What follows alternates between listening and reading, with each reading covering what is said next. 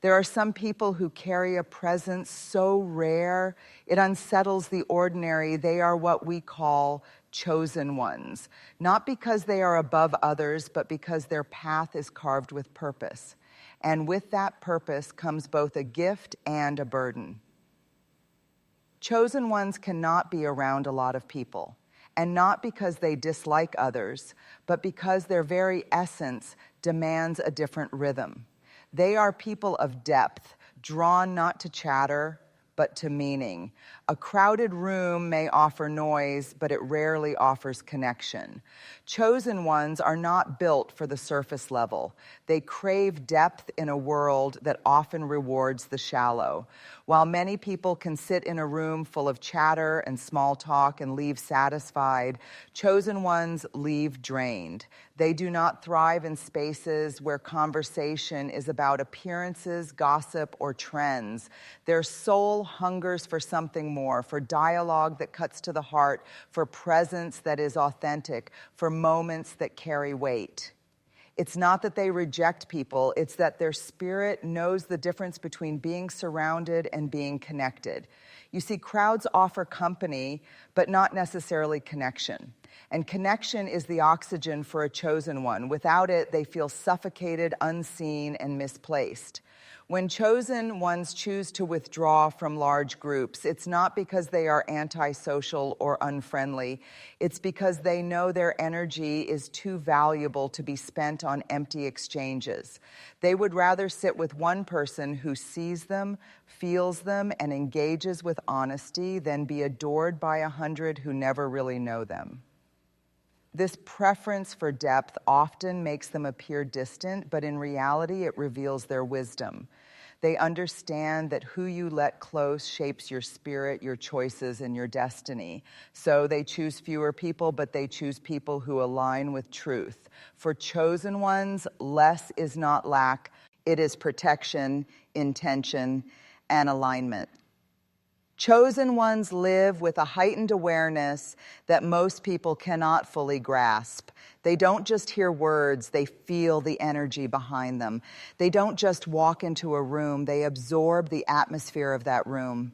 Every tone, every silence, every shift in body language registers in their spirit like a loud echo.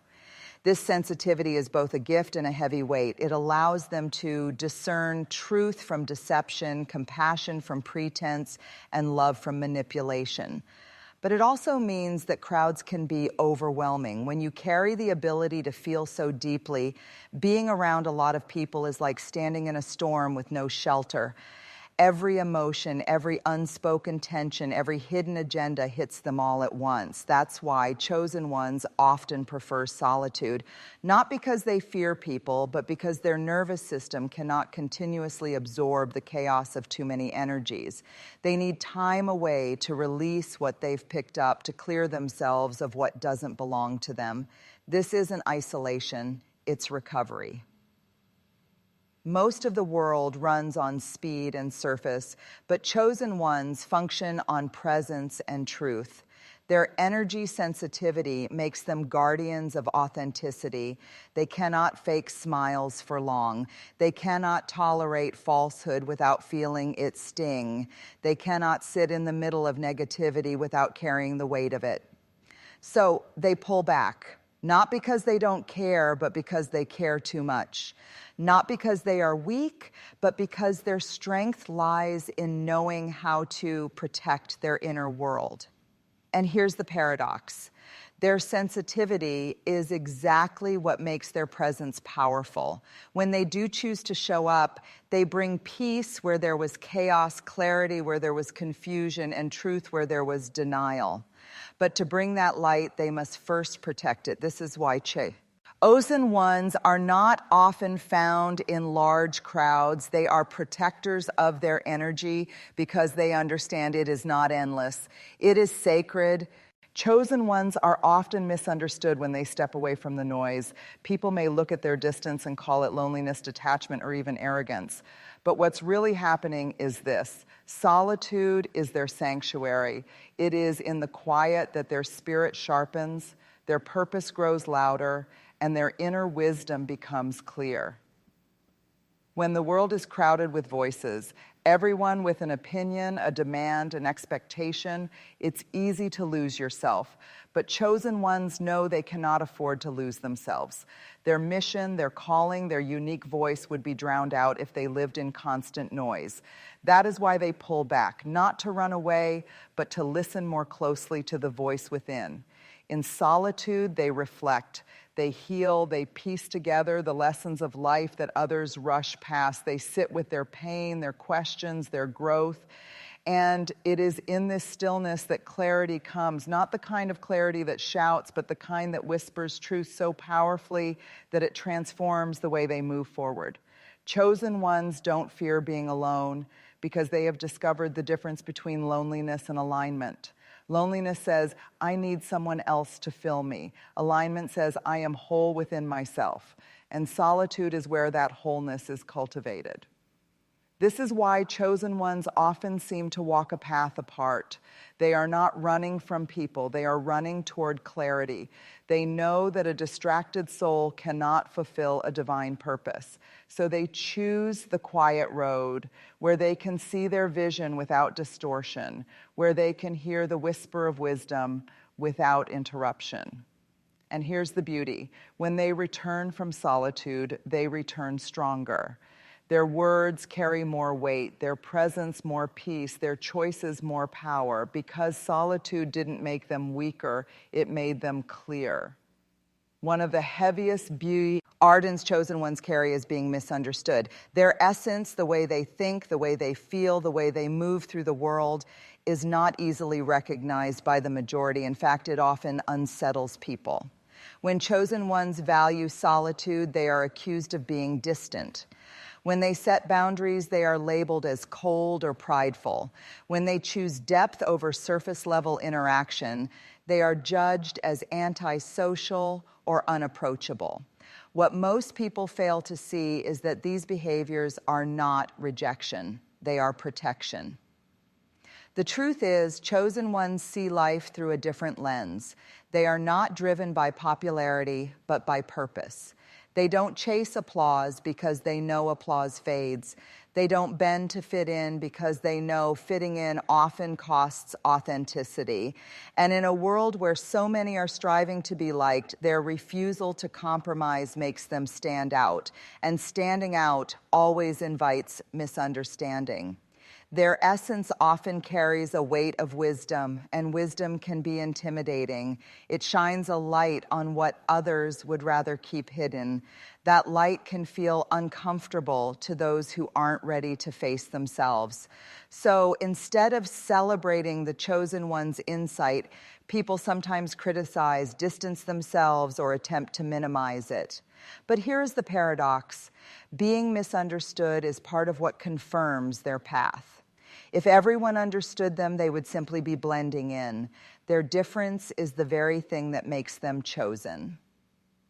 Chosen ones eventually learn not to take this misunderstanding personally. They begin to realize that those who misinterpret their actions simply cannot yet see from the same depth. It's not rejection of them, it's a reflection of where others are in their own journey. And so they keep walking, not in bitterness, not in anger, but in quiet understanding, because they know the world may is understand their essence, but their purpose was never to be understood by everyone. Their purpose is to stay aligned, even when others cannot see why. Every chosen one carries something sacred inside of them, a sense of calling, a vision, or a mission that isn't random. It's not simply about personal success or comfort. It's about contribution, impact, and legacy. This is why they cannot scatter themselves everywhere or with everyone.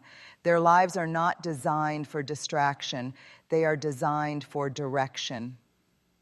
Think of purpose as a flame. If exposed to too much wind, it flickers and risks going out. But if protected, it grows stronger and steadier, capable of lighting up everything around it. Chosen ones live with this awareness. They know that being around too many people, too many conflicting voices, and too many demands can dim the fire they are called to carry. So they guard it fiercely. This guardianship doesn't mean they are selfish. It means they are intentional. They understand that time and energy are not infinite. Every yes they give to one thing is a no to something else. And chosen ones have learned that not every opportunity, not every crowd, and not every relationship deserves access to their inner fire. Being a guardian of purpose also requires courage, because the world will always try to pull them into its rhythm. There will always be pressure to conform, to please, to be everywhere for everyone. But chosen ones know that saying yes to everything is the fastest way to lose yourself. Their no is not rejection, it is protection of their path. This commitment can make them seem unavailable at times. They may step back from social circles, distance themselves from constant gatherings, or avoid environments that drain them. But what's really happening is prioritization. They are choosing alignment over approval, clarity over chaos, and mission over distraction. And when they live this way, guarding their purpose, they become far more impactful, because when they finally step into the world, they don't show up scattered, depleted, or lost. They show up focused, powerful, and purposeful. Boundaries are not walls, they are doors with locks. And chosen ones know exactly why those locks exist. Their lives are not open hallways where anyone can walk in and take what they want. Their energy, their time, and their heart are sacred resources, too valuable to be left unprotected. Chosen ones understand that not everyone deserves access. Some people bring peace while others bring chaos. Some conversations give life while others drain it. Some relationships build purpose while others distract from it. Without boundaries, chosen ones would be pulled in 100 directions, leaving them depleted and disconnected from their true calling. That is why their no is powerful. To some, it feels like rejection. To others, it may even feel harsh. But for chosen ones, every no is an act of self-respect. It is a way of saying, I honor my energy, I honor my purpose, I honor my peace. And by doing so, they preserve the strength they need to fulfill what they've been called to do. Sacred boundaries also keep chosen ones from being consumed by the expectations of others. Because let's be honest, people will always have demands. They will want more of your time, your energy, your wisdom, your attention. If chosen ones gave in to everyone, they would have nothing left for themselves. So they draw lines, not because they don't care, but because they care deeply enough to protect the very thing that allows them to serve meaningfully. And here's the truth about boundaries. They teach others how to honor you. When chosen ones set boundaries, they are not just protecting themselves. They are teaching the world how to engage with them. They are modeling self-worth, showing that love does not mean unlimited access and that respect must be mutual. Boundaries are not about eyeing people out. They are about making sure the right people get in. The people who align with truth, who bring peace instead of chaos, who respect rather than consume. And when chosen ones operate, it creates peace. When chosen ones are around people who vibrate at the same frequency, people of honesty, kindness, purpose, their spirit feels safe. They can relax, open up, and share the fullness of who they are.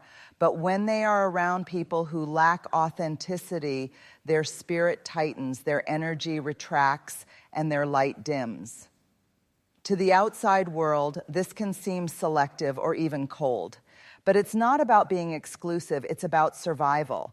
Chosen ones know that if they surround themselves with dissonance, they will lose clarity. They know they cannot fulfill their mission if they are constantly battling against environments that don't match their truth.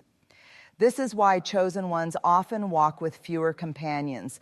Their circle may be small, but it is filled with depth, honesty, and mutual respect. They are not chasing numbers. They are cultivating resonance, because resonance creates trust, and trust creates freedom. When they walk with resonance, they move in alignment. And when they move in alignment, they fulfill their calling with power. One of the greatest misconceptions about chosen ones is that they are lonely. People see them sitting alone, walking a quieter path, or stepping back from crowds and assume it must be emptiness. But here's the truth. What looks like loneliness from the outside is often alignment on the inside. Loneliness is a hunger for company. It is the ache of feeling unseen, unheard, and unloved. But alignment is something entirely different. Alignment is the calm that comes when your spirit, your choices, and your purpose are in sync. It is not emptiness, it is fullness. It is not lack, it is clarity. Chosen ones understand this difference because they have tasted both. They know what it feels like to sit in a crowded room and feel completely alone, surrounded by noise but starved of connection. And they know what it feels like to sit in solitude with no one else around and feel completely at peace because their soul is aligned. That is why they do not fear being alone. To them, solitude is not a punishment, it's a privilege. It is the sacred space where they reconnect with themselves, with their creator, and with their calling. They realize that the quality of their alignment is far more important than the quantity of their company. The world tells us that to be valuable, we must be surrounded, that success is proven by how many people want our attention. But chosen ones reject that lie. They know that walking their unique path will often require walking it with fewer companions. They know that alignment